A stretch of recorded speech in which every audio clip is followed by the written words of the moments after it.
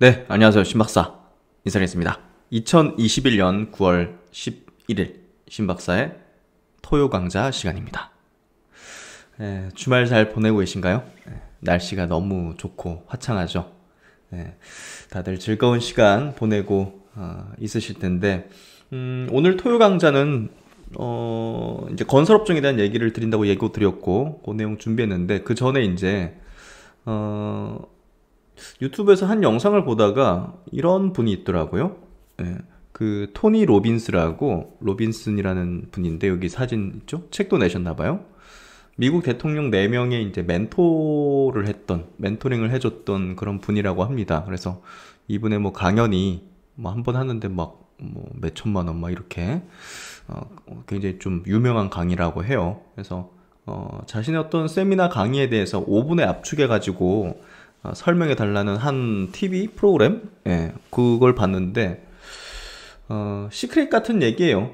과거에 이제 시크릿이라는 책이 유명했잖아요. 저도 이제 과거에 이제 10년 전인가? 그 책 읽고 감명 깊었는데, 사실 여기서 얘기하는 내용이 저는 지금 그래도 이제 약간의 어떤 인생 경험을 하면서 놓고 보니까 뭐 뻔한 얘기 같기도 한데, 정말 이 얘기가 맞고 이걸 실천적으로 하는 게 성공의 핵심이었다는 것들을 저는 굉장히 좀 알게 된 것 같아요. 그래서 이분의 강연 그리고 핵심적인 내용이 굉장히 좀 와닿고, 그리고 뭐 젊은 분들이라든지 뭐 제 아들한테도 얘기하고 싶은 그런 어떤 내용이었던 것 같아요. 그래서 간략한 내용이니까 말씀 한번 드려보고 싶고요.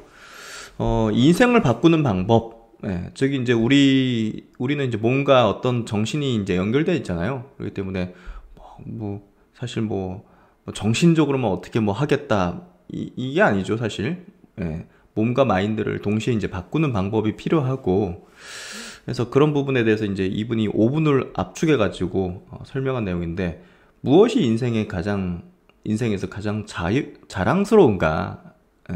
당신이 느끼는 가장 자랑스러운 것에 집중을 해보세요. 그 순간의 감정에 집중을 해보세요. 눈을 감고 그 감정에 집중하는 거예요. 그것이 일어난 것처럼 느껴보는 거죠.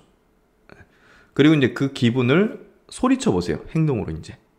그때 감정을 표출하는 거죠. 야, 그랬을 때 정말 자랑스럽고 정말 사람들에게 그런 어떤 긍정적인 기운을 주고 감사하고 그런 것들을 이제 소리쳐 보는 거죠. 이 방법으로 이제 감정 상태를 바꾸라는 겁니다. 좋은 것에 집중하고 움직임을 바꾸는 것, 원하는 것에 집중한다면 엄청난 가능성이 존재한다. 그걸 꼭 원하는 걸 이제 얻지 못할 수도 있지만 엄청난 가능성이 존재한다는 거를 느끼게 되고 이게 알아나가게 되고 그런 것들이 이제 다가오게 되는 거죠. 그 가능성을 이제 늘려가는 그게 이제 결국은 뭐 인생의 게임이기도 한 것 같기도 하고, 감정 상태를 바꾸면서 결국 이제 인생을 바꾸는 방법의 이제 핵심이 이거라고 이제 얘기를 하는데 저는 굉장히 공감하고 맞다고 생각해요. 인생을 바꾸기 위해서는 결국 결과를 바꿔야 하는 건데, 그렇죠? 어떤 결과를 바꿔야 되는 건데 그 결과를 바꾸기 위해서는 우선 행동을 바꿔야 된단 말이에요. 내가 갖고 있는 지금 어떤 습관들, 예를 들면 나의 성공을 가로막는 그런 것들 중에서 보니까 항상 미루는 습관이 있더라. 조금만 내일 모레 다음번에 이런 어떤 습관적인 것도 있더라. 혹은 이제 어떤 상황을 맞닥뜨렸을 때 조금 부정적인 거에 대한 어떤 부분에 좀 가중치를 둔다든지, 그런 방향으로 좀 생각을 많이 하고 그런다든지 이런 것들을 이제 바꿔야 되는데, 그런 행동을 이제 바꾸기 위해서는, 습관을 바꾸기 위해서는 감정 상태를 우선적으로 바꿔야 되는 게 맞죠. 그 감정 상태를 바꾸는 방법이 뭐랄까 어떤 이론 공식에 의거해서 딱딱딱 그런 건 아니잖아요. 그러니까 이런 어떤 마인드셋의 문제고, 마인드를 바꾸는 문제고, 이런 것들이 이제 몸과 연결돼 가지고 행동으로 이제 나아가고 행동으로 바꿔 나가고, 그런 것들이 이제 선순환 돌면서 인생을 전체를 바꿔 나가는, 그런 어떤 흐름으로 이제 가는 게 굉장히 중요하다는 것들을 저도 좀 알게 된 것 같아요. 공감하게 되는 것 같아요. 그래서 이게 천편일률적인 어떤 내용 같다는 생각이 들 수도 있겠지만 이게 핵심이라고 생각이 되고, 예, 그래서 이번에 영상 보는데 굉장히 좀 확 이제 와닿고 끌리고, 이런 것들에 대해서는 저도 이제 교육에 대해서 계속 생각하니까, 자녀 교육이라든지 그런 부분에서 요 얘기를 한번 드려보고 싶었어요. 그래서 자녀분들 뭐 직원분들 이런 분들에게 한번 얘기해 보셔도 좋지 않을까 하는 생각이 들고요. 이분의 책이나 뭐 영상들 한번 찾아보셔도 좋을 것 같아요. 유튜브 상에 한번 보시면 좋지 않을까 생각이 되고요. 네, 오늘 내용 들어가 보도록 하겠습니다. 오늘은 이제 건설업종에 대한 내용인데요. 제가 이제 최근에 많이 좀 강조를 드렸던 업종이고, 요거 한번 정리해서 말씀을 드리려고 합니다. 건설업종이 이제 상승 사이클로 좀 가는 흐름이라고 생각되는데, 결국 이제 제가 핵심적으로 이 업종에 관심을 가지고 또 좋게 좀 바라보면서 투자 포트폴리오 상에서 이제 일부분의 포트폴리오를 가져가야 된다는 얘기를 좀 주장을 하는 이유가, 지금 현재 이제 부동산 정책, 이제 대권 후보들이 이제 거의 뭐 윤곽이 좀 드러나고 있지 않습니까? 민주당은 이제 경선을 시작했고, 야권도 약간 좀 시끄럽긴 하지만, 어쨌든 이제 유력 주자들은 어느 정도 조금 압축되는 것 같고, 그런 부분에서 그런 어떤 대선이라는 어떤 이벤트가, 부동산 정책이 굉장히 가장 핵심적인 어떤 정책 공약이 될 걸로 좀 보여지는 상황이기 때문에, 그 유력 주자들 여권 야권의 공약이라든지 정책들을 면면을 보면, 또 이제 서울 시장이 또 바뀌었지 않습니까?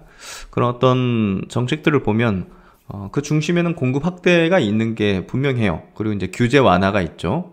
그래서 그런 부분에서 이제 뚜렷한 상승 업사이클을 좀 보일 걸로 예상되고 있고, 그런 뚜렷한 명분과 함께 굉장히 오랜 기간 또 저평가를 받고 있는 영역이 바로 이제 건설 업종이거든요. 그래서 이 업종에 대해서는 뭐 성장 섹터다, 성장이라는 어떤 그걸 가지고서 이제 멀티플이 상승할 것이다, 뭐 이런 쪽으로는 전혀 생각하지 않습니다. 저도 뭐 플랫폼 기업이든 뭐 2차전지든 바이오든 이런 것들처럼 수십 배의 펄을 받을 수 있는 그런 업종은 아닙니다, 절대. 그렇기 때문에 엄청난 고수익률을 노리는 그런 전략보다는 안정된 우상향의 기조의 어떤 흐름에 편승된 그 정도의 수익률을 노리는 전략이지, 막 뭐 수백 퍼센트 멀티플 30, 40 붙이는 거, 이런 거 절대 나타날 수가 없죠. 그래서 그런 관점에서 안정된 수익률을 한번 노려보자, 이런 관점이 이제 업종이라고 보시면 될 것 같고, 그런 부분에서 한번 내용들을 한번 점검해 보도록 하겠습니다.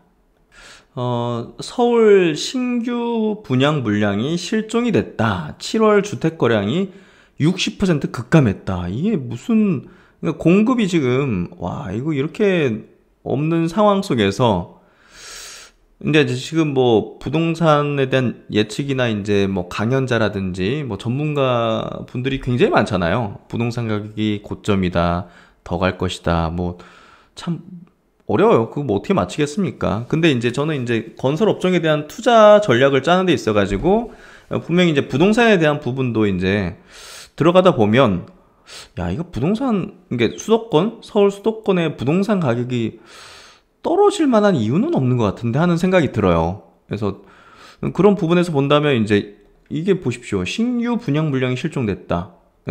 어쨌든 계속적으로 이제 그 수요는 계속 있잖아요. 지방에서 이제 올라오는 수요, 직장이라든지 이제 어떤 기업들이 서울 집중화가 이제 계속 벌어지고 있기 때문에, 그런 부분에서 계속 이제 지방의 어떤 뭐 거점 기업들도 점점 이제 뭐 인력을 축소한다든지 이제 신규 이제 인원을 안 뽑고 서울로 집중이 되고, 그리고 이제 제조업이 많이 약화되는 어떤 기조의 경제 구조가 되고 있잖아요. 그러다 보니까 사실 우리나라의 시가총액 상위 기업들 중에서 사실 과거의 어떤 제조업단의 기업들만큼 인력을 많이 뽑는 업종이 아니죠. 플랫폼 기업이라든지 뭐 그런 것들이 많이 있잖아요. 바이오 기업이라든지. 그래서 그런 부분에서 본다면 그런 기업이 이제 대체적으로 이제 수도권에 집중화돼 있고, 그래서 서울 수도권 집중화 현상이 좀 계속 벌어지는 흐름은 계속 이어지는 것 같아요. 그래서 계속적인 수요가 있는데 반해서 공급이 없어. 이러면 이제 가격은 떨어지기가 쉽지 않은 그런 구조가 되는 거죠. 여기에 이제 금리가 인상된다 하더라도 이 전체 전체 이제 글로벌 그리고 전국 단위는 좀 이제 소강면 조정이 될 수 있지만 부동산의 어떤 가격적인 부분이, 근데 서울 수도권은 이게 수급 요인으로 인해서 가지고 그게 좀 쉽지 않을 거라는 좀 예측을 좀 해볼 수 있는 것 같아요. 그래서 지금 보면 계속 서울 쪽 이제 수도권 쪽 이제 부동산 가격이 올라간다는 그런 기사들이 최근에도 계속 나오고 있지 않습니까? 근데 거래량은 이제 급감한다. 신규 분양 물량 실종됐다. 이게 이제 분양가 상향세의 영향도 좀 있는 것 같아요. 그래서 계속 이제 분양을 미루는 거죠. 그래서 그런 부분에서 최근에 분양가 상향제를 좀 완화하겠다는 기조의 정부의 어떤 부분도 있거든요. 이따가 한번 다루겠지만. 그래서 이런 상황이다. 이런 상황이다. 그래서 지금 보면 서울이 5,870가구, 전년 25,000가구 대비 77%가 급감했다. 분양 실적이. 그래서 이게 좀 심각한 상황인 것 같고, 그리고 이제 각 대선 주자들, 부동산 공약을 내놓은 이제 대선 주자들을 보면 주택 공급 방안에 좀 초점을 두고 있습니다. 이낙연 전 더불어민주당 대표도 여러 어떤 주택 공급에 대한 내용들, 정세균 전 국무총리도 여러 가지 어떤 280만 가구 공급, 이재명 경기도지사도 기본주택 공급을 하겠다. 30년 이상 장기거주 임대주택 공급. 공공이죠. 그리고 이제 유승민 전 의원 100만 가구, 하태경 국민의힘 의원 이것도 이제 세종시로 수도 이전해서 수요를 분산한다. 2만 가구 이상 공급. 그래서 이 공급 정책에 이제 주안점이 돼 있고요. 그리고 이제 세금 규제 관련해 가지고 어떤 부분은 조금 이제 강화시키고 어떤 부분은 좀 완화시키고 하는 것들을 또 얘기하고 있습니다. 이낙연 전 더불어민주당 대표는 1인당 이제 땅 택지 소유하는 것들을 제한하겠다. 개발 이익 환수제, 종합부동산세 현행보다 강화하겠다. 그래서 일부는 이제 좀 강화하는 부분이 있고, 또 이제 이재명 경기도지사는 실거주 업무용 부동산은 세금을 좀 완화하겠다. 하지만 비필수적인 부동산에 대해서는 징벌적인 세금을 부과하겠다 해서 약간 좀 다른 어떤 내용들을 하고 있죠. 야권 쪽에서 보면 이제 무주택자에게는 주택담보대출 비율을 LTV죠. 요게 80%까지 좀 완화하겠다. 그리고 실거주 2년을 폐지하고 1주택자 가격 상관없이 1% 취득세. 그래서 좀 완화하는 어떤 부분들을 얘기하고 있고, 홍준표 최근에 이제 지지율이 많이 올라온다고 해요. 홍준표 국민의힘 의원 같은 경우는 양도세 폐지, 소득세 법인세 감세, 그리고 5년 이상 실거주한 경우에는 초과 이익 환수 제외를 시키겠다 해서 조금 완화된 기조의 어떤 모습들을 보이고 있고, 일정 기간 동안 1가구 2주택 1가구 최대 2주택 소유로 이제 제한하겠다 하면서 약간 좀 제한하는 부분들도 있죠. 그래서 각양각색이긴 하지만 어느 정도는 이제 공급을 위해서 공급 확대 정책 내지는 어떤 완화하는 부분들, 그런 것들, 결국 공급을 확대하는 거에 좀 주안점을 둔 어떤 정책들, 공약들이다. 그래서 지금 현재 여권의 유력 대권 주자죠. 그래서 이재명 후보의 이제 부동산 공약은 조금 더 우리가 중요하게 볼 필요가 있는데, 공급 부분에서 임기 내 250만 호를 공급하겠다. 이 부분은 굉장히 좀 중요한 포인트가 될 것 같아요. 그래서 이제 기본적으로 공급은 이제 늘리고 이제 공급하되 어느 정도 좀 제한 두는 것들이 있다. 비필수 부동산에 대한 대출을 제한을 강화하고, 실거주 주택이나 업무용 부동산에 대한 제한은 완화하겠다 해서 이렇게 또 정책을 갖고 있고요. 또 이제 지금 또 야권의 또 유력 주자 윤석열 후보의 이제 부동산 정책이 최근에 또 발표가 됐었죠. 그래서 청년 원가 주택 30만 호, 역세권 첫집 주택 20만 호를 포함해서 250만 호 이상의 주택 공급 확대를 공약하는 그런 부분이고, 재건축 재개발 제도 개편을 통해서 좀 완화시키겠다는 그런 내용으로 좀 보면 될 것 같아요. 각종 세제 혜택 축소 등도 원활하게 진행하겠다. 그래서 향후에 이제 여야 후보들의 부동산 정책은 지속적으로 이제 언급될 것이고, 이는 건설업종에 긍정적인 모멘텀으로 작용될 것이다. 그리고 이제 신영증권에서도 이제 관련 내용들 코멘트 나왔는데요. 대선과 함께 주목받는 부동산 정책 핵심은 뭐다? 공급이다. 본격적인 대선 국면 정책 핵심은 부동산에 있다. 그렇죠. 이번 서울시장 선거가 이 부동산 굉장히 중요하구나 하는 걸 알 수 있었던 그런 결과가 나왔죠. 그래서 그런 부분에서 이번 대선의 어떤 이제 국면에서는 부동산 공약을 어떻게 내놓는지가 굉장히 중요한 어떤 핵심이 될 걸로 예상이 되고 있고요. 2022년 대선을 앞두고 각 정당에서 대선 후보자의 윤곽이 나오면서 건설 건자재 업종 역시 함께 주목받고 있다. 지난 서울시장 선거에서 검증한 바 있듯이 공약의 핵심은 부동산에 집중되어 있고 이에 따라서 건설 건자재 업종의 주가 역시 민감하게 반응했기 때문이다. 지난 8월 29일 윤석열 전 검찰총장이 부동산 공약 발표를 하고 난 뒤 30일 건설주 전반적으로 크게 급등했죠. 공약의 힘을 보여줬다 이렇게 이제 해석할 수 있는데요. 지금 정당 구분을 막론하고 현재 대선 후보자들의 부동산 공약의 핵심은 공급에 집중되어 있는 것을 확인할 수가 있습니다. 이렇게 이제 보시면 그래서 이제 공급 확대 정책은 이제 긍정적이다. 기대감이 더해진 지나친 변동성에 대해서는 좀 부정적이다. 이게 무슨 얘기냐면요. 저도 좀 우려하는 부분이기도 하지만 그게 한편으로는 또 이제 건설업종에 대한 주가가 이제 그때 설명드렸죠. 이제 마감 영상에서 설명드린 부분인데 실적과 이제 모멘텀이 이런 식으로 갈 텐데 이 대선 전국 속에서 건설업종에 대한 어떤 기대감들이 조금 더 앞서서 선반영된다면 뭐 이렇게 튈 수도 있는 거거든요. 그래서 어찌됐든 이제 시세가 움직이지 않고 점진적으로 좀 있는 그런 상황에서 조금 더 메리트가 있기 때문에 제가 이제 멤버십에서도 이제 종목들 리스트와 함께 좀 많이 강조드린 이유가 이거 대선의 어떤 분위기가 좀 무르익게 되면 이게 좀 예상보다 좀 튀어오를 수도 있지 않을까 하는 생각이 들더라고요. 뭐 중소형 건설주도 그렇고 그래서 이거 미리 좀 움직이지 않을 때 그럴 때 이제 언급을 좀 자주 드리는 게 좋겠다는 생각이 들었어요. 그래서 이제 최근에 좀 강조를 드리거나 많이 좀 언급을 드린 이유가 이제 그런 이유였다 보시면 될 것 같아요. 그걸 이제 여기서도 좀 우려하네요.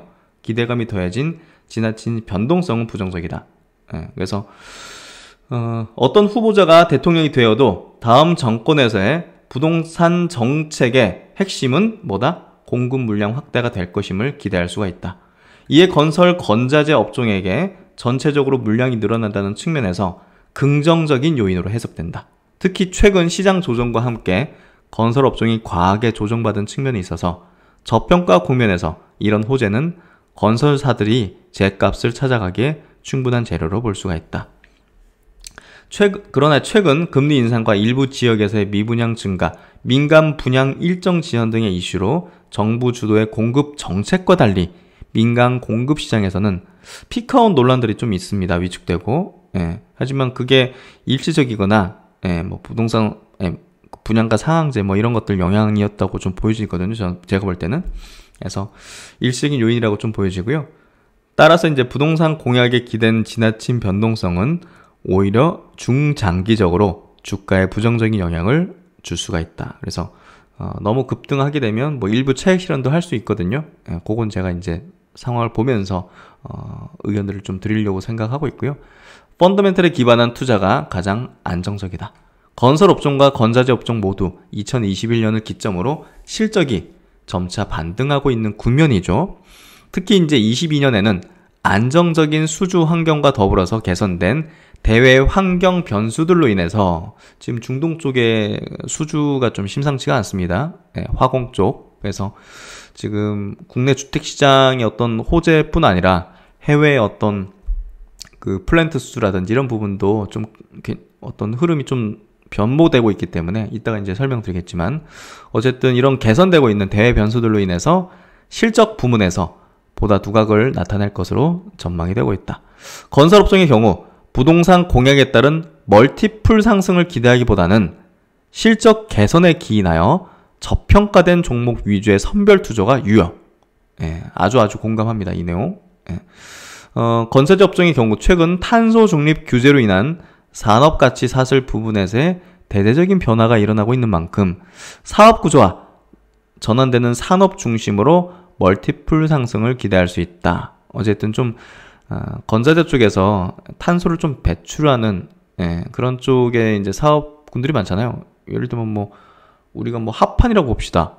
뭐 인도네시아 저기 뭐 동남아 쪽에 나무 배 가지고 이제 만드니까 나무 베는 거는 탄소 중립의 어떤 방향에서 좀 어긋나가잖아요. 그러니까 조금 더 이제 ESG에 좀 이제 뭐랄까 좀 거기에 방향의 흐름에 맞는 그런 어떤 건자재 업체들을 선택하는 게 맞겠다 이런 얘기를 좀 하는 것 같고, 사업 구조가 전환되는 산업 중심으로 멀티플 상승을 기대할 수 있다. 대선 공약에 따른 변동성은 단기 기회로 보되 철저한 옥석 가리기가 필요할 것으로 보인다.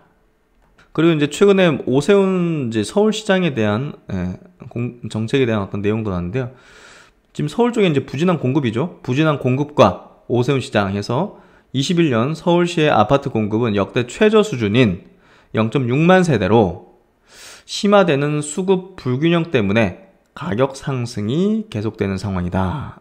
이게 공급이 부족하니 뭐 어쩔 수 없는 거죠. 근데 이제 신규 수요는 꾸준하게 뭐 계속 있잖아요. 어쨌든 뭐 서울에 사는 부모의 이제 자녀가 결혼을 하게 되면 주택 수요가 발생되잖아요. 지방에 가지 않는다면.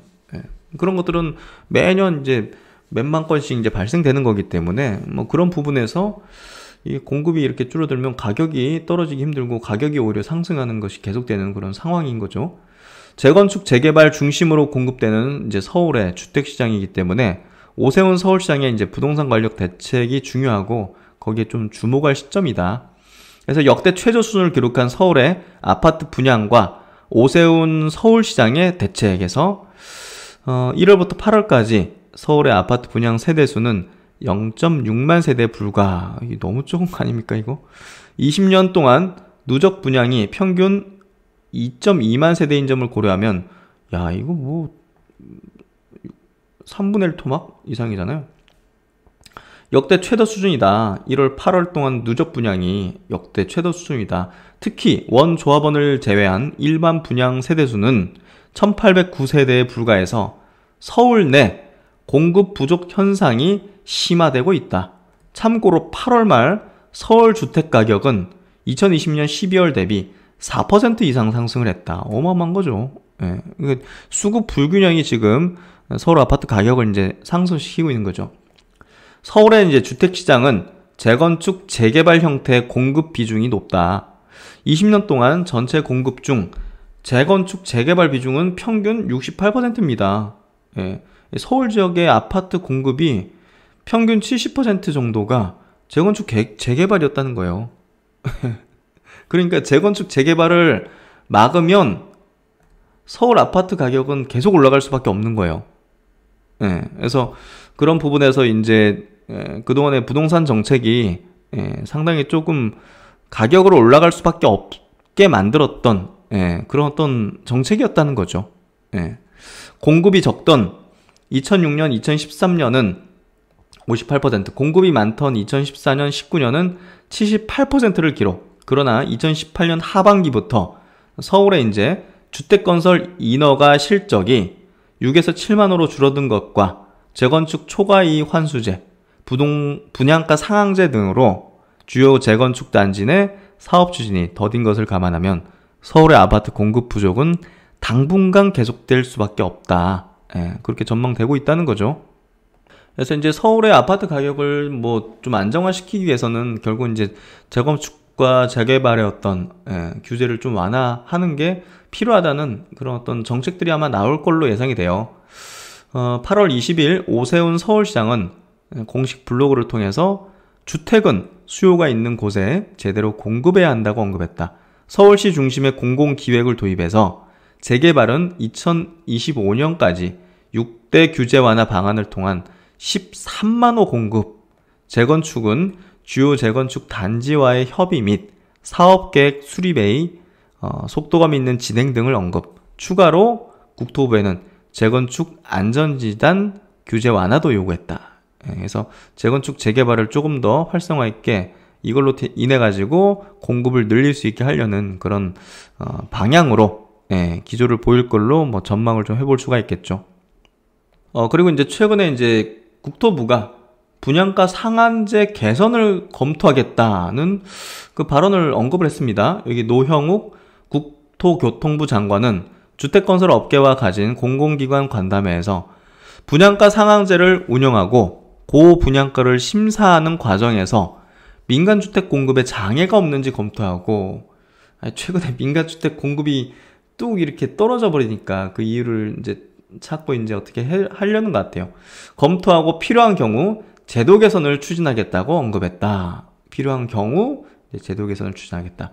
현 정부가 분양가 규제 완화 가능성을 언급한 건 처음입니다. 그래서 조금씩 이제 이거 부동산 가격이 안 떨어지네. 왜 이러지? 하면서 이유를 이제 조금 이제 본질에 가깝게 찾으려는 것 같은데요. 분양가 규제 완화 가능성을 언급한다는 부분이 변화의 어떤 조짐들을 보여주고 있죠. 지난주 주택도시보증공사 HU-허그라고 하죠. 역시 전국 조정대상 지역 아파트 분양가의 기준이 되는 고분양가 심사 제도를 손질하겠다고 언급. 그래서 상반기 건설사들의 신규 분양이 목표 대비 부진한 모습을 보였던 가장 큰 이유 중 하나가 이 허그 고분양가 심사 제도에 따라서 산정된 분양가에 대해서 허그와 조합원 이 시행사 쪽에 이제 이견으로 분양 시기가 지연되고 이게 후분양으로 전환된 게 많죠. 그래서 허그에 이어서 국토부 역시 분양가 상한제 등 규제 완화를 언급하고 있기 때문에 하반기에는 상반기보다 주택 공급 속도가 빨라질 걸로 전망됩니다. 그래서 하반기 제가 이제 조금 포인트 둘 만한 이제 건설주에 대해서 주택 재건축에 대한 부분이라든지 이런 쪽에 재건축 단지들도 지금 후분양 선택해가지고 그런 경우 많잖아요.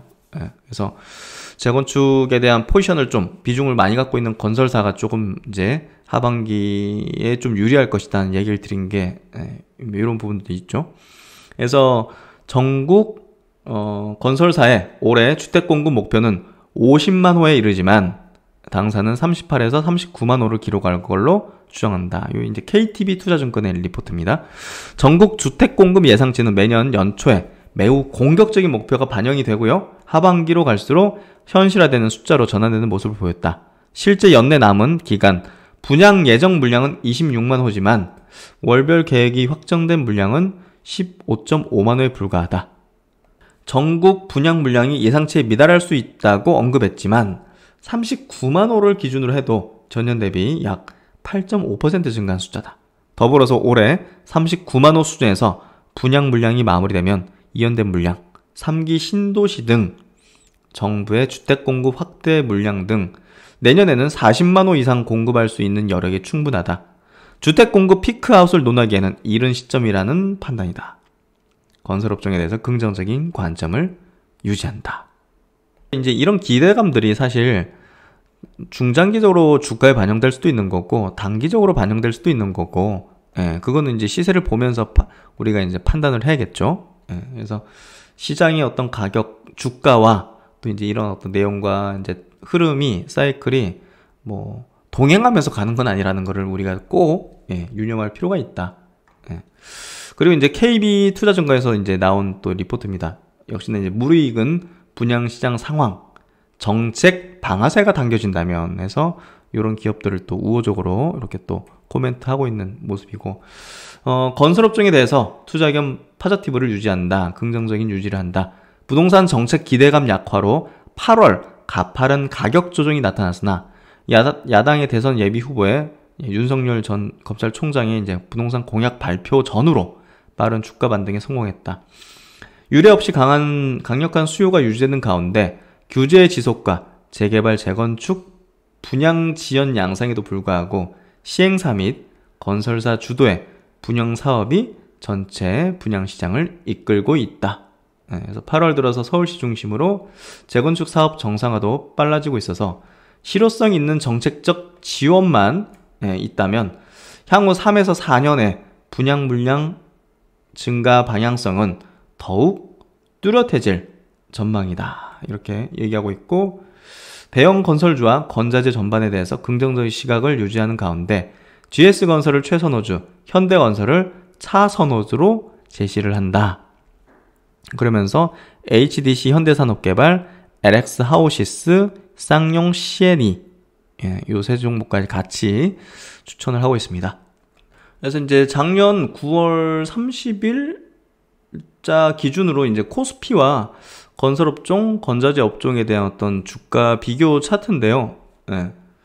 보시면 이제 요 회색선이 이제 코스피 지수입니다. 근데 작년 9월달 이후로, 어쨌든 뭐 이슈들이 좀 있었죠. 공급 대책이라든지 서울시장 보궐선거가 있었는데 오세훈 서울시장이 당선되면서 야, 재건축 재개발 뭐 규제 좀 완화하지 않겠는가, 그래서 공급이 늘어나지 않겠는가, 이런 기대감들이 서서히 불면서 이때부터 이제 코스피 대비해서 아웃퍼폼, 코스피보다 건설업종이 더 강한 주가 궤적을 보였죠. 그러다가 최근에 조금 쑥 내려왔는데 또 야권의 유력 대선 주자의 공약 발표로 급반등하는 모습 나왔죠. 그래서 결국은 지금 현재 코스피 지수 대비해서 건설업종이 좀 강한 어떤 모습을 보여주고 있고요.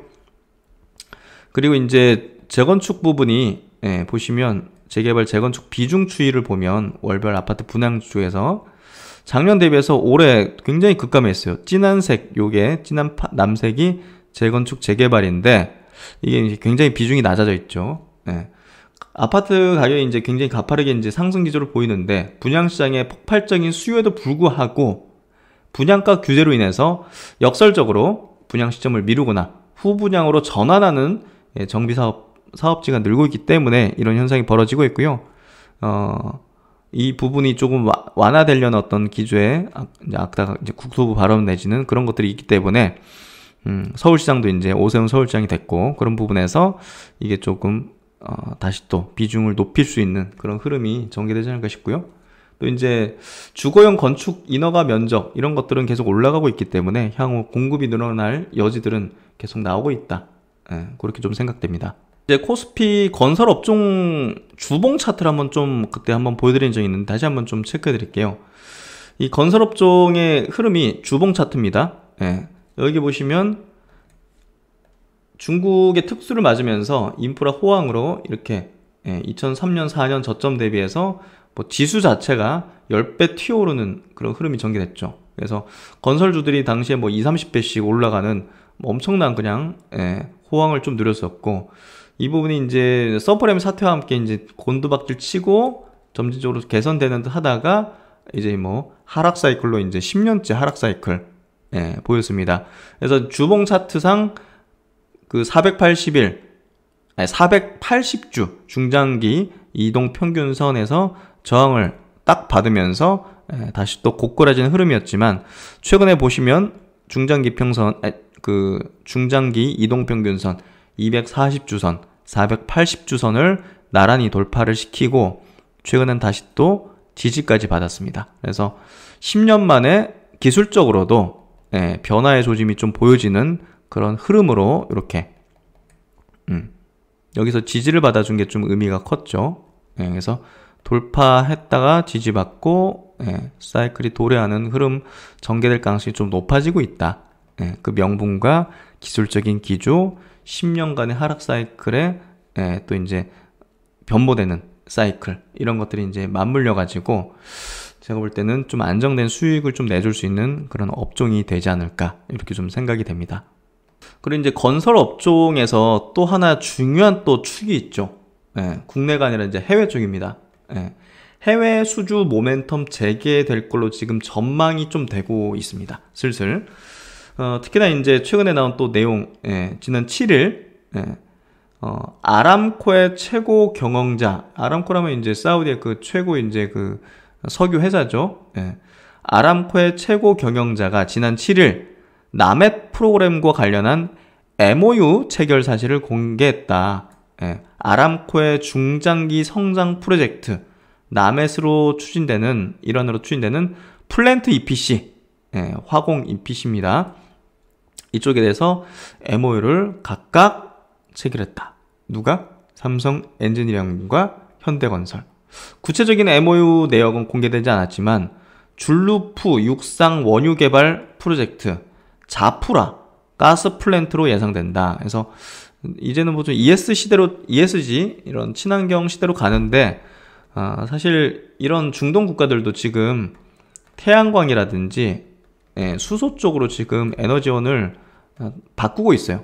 그래서 원유라든지 가스를 그냥 빨리 많이 캐버리자 이런 식으로 좀 하면서 오히려 이제 이쪽에 대한 어떤 플랜트 개발이 굉장히 붙고 있는 거죠. 이쪽으로 언젠간 전환을 해야 되니까 이쪽을 개발을 하고 있거든요. 엄청난 자금을 쏟아부으면서. 그리고 중동은 뭐 연중 내내 태양빛이 하니까 태양광 단가가 굉장히 낮단 말이에요. 그래서 태양광으로 얻은 전기를 가지고서 수소, 전기분해, 이제 그린 수소라고 하죠. 수소를 이제 물 전기분해해서 수소를 얻는 그런 어떤 에너지 전환을 하고 있기 때문에 여기에 돈이 또 엄청 투입이 되잖아요. 만들려면. 그러니까 많이 뽑아가지고 가스나 원유를 최대한 많이 단기간에 뽑아가지고 이걸로 투자하려고 해요. 그래서 이 화공 쪽에 대한 원유 가스에 대한 플랜트 수주가 지금 엄청나게 좀 발생되기 시작하고 있고, 이런 부분들이 국내 이제 건설 업계 상당히 또 모멘텀이 되고 있다는 게 국내 이제 주택 공급의 모멘텀과 함께 이 건설업종에 대한 어떤 전망을 좀 밝게 만드는 그런 포인트가 되고 있습니다. 그래서 이제 이 지프라와 줄루프 프로젝트가 맞다면 확실히 사우디의 이제 플랜트 투자에 대한 기조가 작년과 달리 개선되고 있음을 재확인하는 거다. 그래서 이게 체결된다는 거는 추후에 줄줄이 또 나올 수 있다는 걸로 예상을 해볼 수 있다. 그런 부분으로 좀 본다면, 야, 규모가 패키지당 1조 원 이상으로 추정된다. 이렇게 엄청난 규모죠. 그래서 어쨌든 이런 부분들이 해외 수주 모멘텀이 좀 재개되는 그런 가능성이 좀 높아지고 있는 걸로 볼 수 있다. 그래서 이제 여기 보면 해외 발주 시장에서 감지되는 긍정적인 변화, 그 부분이 중동 지역에서의 변화다. 해외 건설 시장을 바라볼 때 국내 건설사의 주력 지역 및 공종이 중동 석유가스 플랜트인 만큼 중동 발주 환경, 글로벌 에너지 기업들의 투자 기조 등이 우리의 주 관심사다. 이와 관련한 기존 투자 포인트는 2016년, 18년 중동 주요국이 발표한 다운스트림 투자 확대 계획이었다. 저유가 장기 전망이 깔린 가운데 지속 가능한 성장을 위해서는 석유 부문의 의존도를 낮추는 경제 다각화를 추진하는 동시에 수익 극대화를 위해서 다운스트림 부문에 대규모 투자를 실시하겠다는 내용, 바로 이거죠. 그래서 국내 건설사 입장에서는 2010년 초중반에 누렸던 이 리파이너리 중심의 투자 사이클 이후에 다시 한번 페트로케미칼 중심의 투자 사이클을 맞이할 수 있게 된 것이다. 그래서 이제 중동 주요 8개국의 이제 석유가스 부문의 예산액 비중을 보면 이 케미칼 쪽으로 굉장히 지금 빨간색 선이죠. 늘어나고 있는 부분을 볼 수가 있습니다. 그래서 이 화공 플랜트 쪽으로 상당한 이제 수주가 좀 들어올 거라는 어떤 예상을 해볼 수 있고, 그리고 이제 보시면 뭐 중동 주요 8개국 예산액 추이, 이렇게 이제 빨간색이 케미칼이죠. 그래서 이 부분이 좀 늘어날 걸로 전망이 되고 있다는 부분들. 그리고 이제 최근 중동의 발주 시장에서 주력 공정 외에 새로운 영역의 확장이 일어나고 있다. 바로 이제 그린의 영역. 저기 이제 이쪽에도 결국은 이제 엄청난 이 시설 투자가 필요하잖아요, 사실. 그래서 그 부분에서 우리가 또 강점을 갖고 있죠. 우리나라가 뭐 가지고 있는 그 태양광, 뭐 풍력, 뭐 이런 거, 예를 들면 수소 쪽 강점을 갖고 있기 때문에 이 중동 쪽도 이제 저유가 시대의 장기 생존 전략에서 탄소 중립이란 미션이 더해졌고, 자이든 타이든 에너지 전환의 어떤 길은 피할 수가 없는 길이 됐죠. 이 중심에는 그린 수소가 있습니다. 그린 수소는 아까 말씀드렸듯이 뭐 이 태양광 풍력, 이 재생에너지로 이제 만들어진 전기로 물을 전기분해해서 생산하는 이제 것이 수소죠. 이걸 이제 그린 수소라고 하는데, 뭐 결국은 이제 이걸 하는 과정에서 엄청난 이 설비 투자가 필요한 거죠. 근데 이제 가만 생각해 보면 우리가 중동이 가지고 있는 장점이 연중 내내 엄청난 그 태양광이 이제 내리쬐다는 거잖아요. 그러면 이제 무슨 얘기예요? 태양광 발전의 단가가 굉장히 낮을 거라는 거예요. 그러니까 향후 이제 새로운 어떤 그 에너지 패러다임에서도 중동 국가들이 주도권을 쥘 가능성이 굉장히 높다는 거예요. 예. 그린 수소라는 이 부분에서도 야 이게 단가가 안 맞아가지고 이게 물을 전기분해 해가지고 생산하는 게 이게 수지가 좀 안 맞는데 이 중동 국가들은 이게 굉장히 저가로 만들 수 있다는 거죠. 예. 그래서 석유가스 시장에서도 이제 그랬지만 원가 경쟁력이 가장 큰 무기잖아요. 예. 그래서 이 그린 수소를 향하는 어떤 재생에너지 어떤 부분에서도 이 단가가 굉장히 낮을 수밖에 없는 게 결국 이제 전 세계적으로 가장 낮은 태양광 발전 단가를 확보하고 있는 국가가 어디입니까? 사우디아라비아라는 거예요. 예. 그래서 결국은 이 그린 수소 생산한다든지 이쪽에 있어가지고 굉장한 어떤 설비 투자를 앞으로 중동에서 많이 해나갈 건데 그런 것들을 또 우리나라에서 많이 수주를 딸 가능성이 높다는 거 그것도 한번 포인트로 보면 될 것 같아요. 그래서 이제 중동 지역에서 추진하고 있는 그린 수소 관련 프로젝트가 어마어마합니다. 뭐 거의 약 50조 가까이 된다고 보면 될 것 같아요. 예, 그래서 결국은 이제 이쪽에 있어가지고 우리나라가 할 수 있는 그런 역할들이 향후에 좀 열릴 수 있다. 예, 그래서 결국은 국내 시장 동향에도 예의주시할 필요가 있겠으며 국내 건설사의 경우에도 ESG와 연계한 신사업의 한 축으로 그린 관련 사업을 꼽고 있기 때문에 적극적인 참여가 기대가 된다. 그리고 이제 해외 쪽의 어떤 수주나 건설 부분에서 이 중동 말고의 다른 지역 쪽에서 새로운 기회가 조금 모색되고 있다는 것도 한번 우리가 볼 필요가 있는 것 같아요. 국내 건설사가 참여하는 프로젝트의 지역이 보다 다양해지고 있다.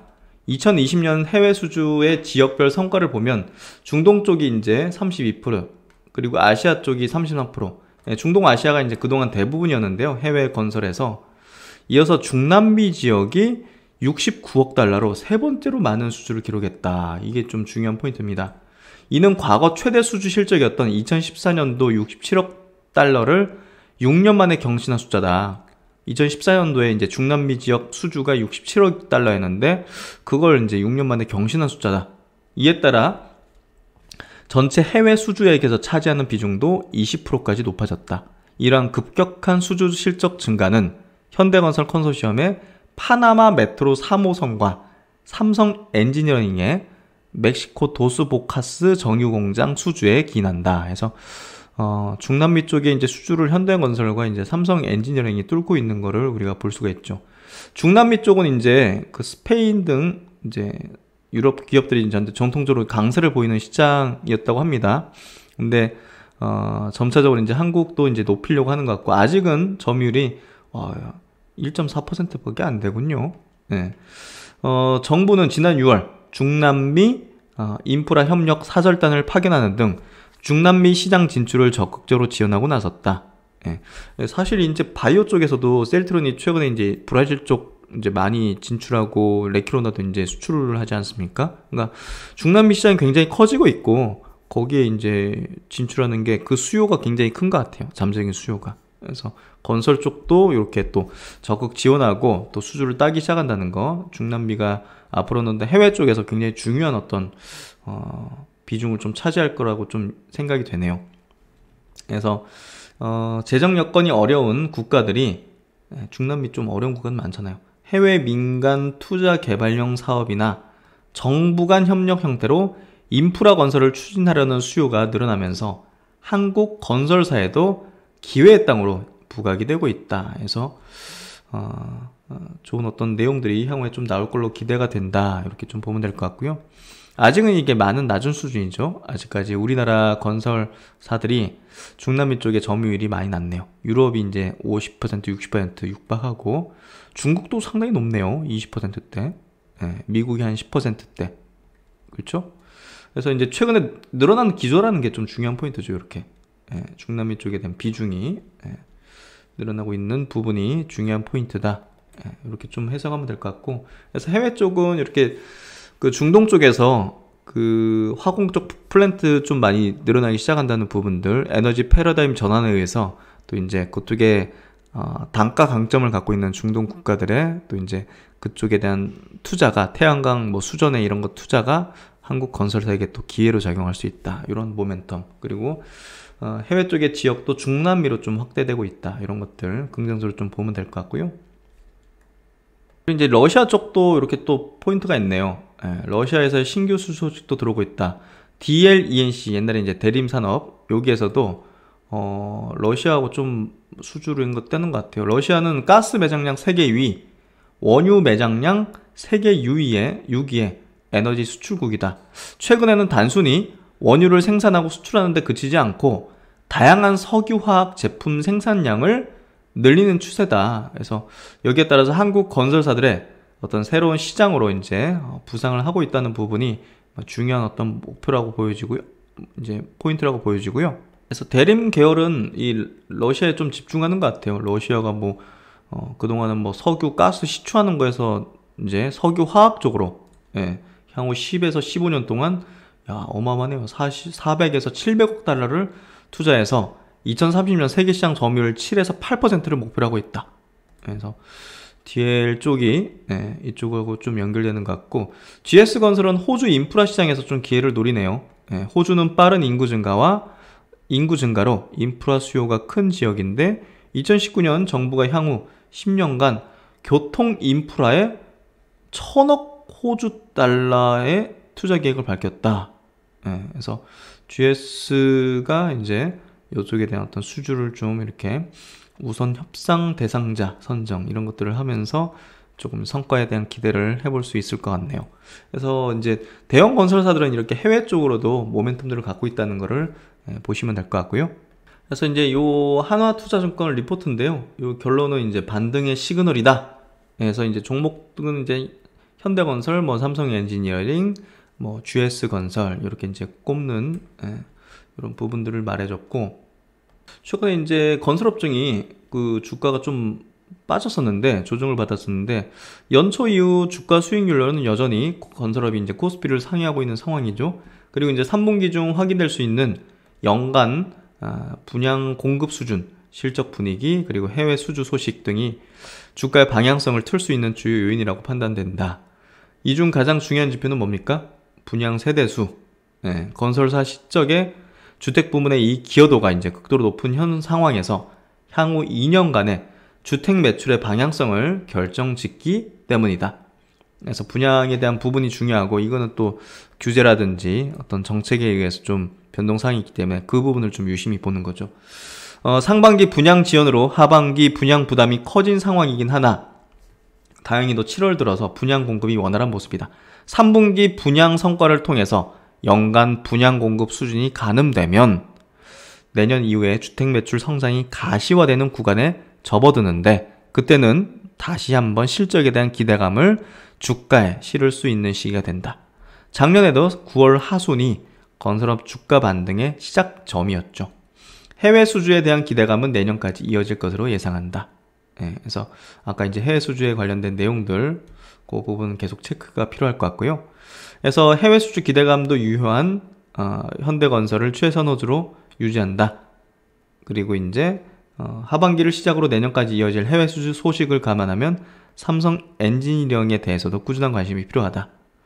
내년 대선과 이니마 상장 이벤트를 고려시 GS건설의 매수도 유효해 보인다. 그래서 이 세 종목에 대해서 좀 꼽고 있네요. 이렇게 좀 체크하시면 될 것 같고, 어쨌든 전체적인 어떤 건설 업종에 대한 뭐 내용들 한번 체크를 해봤는데요.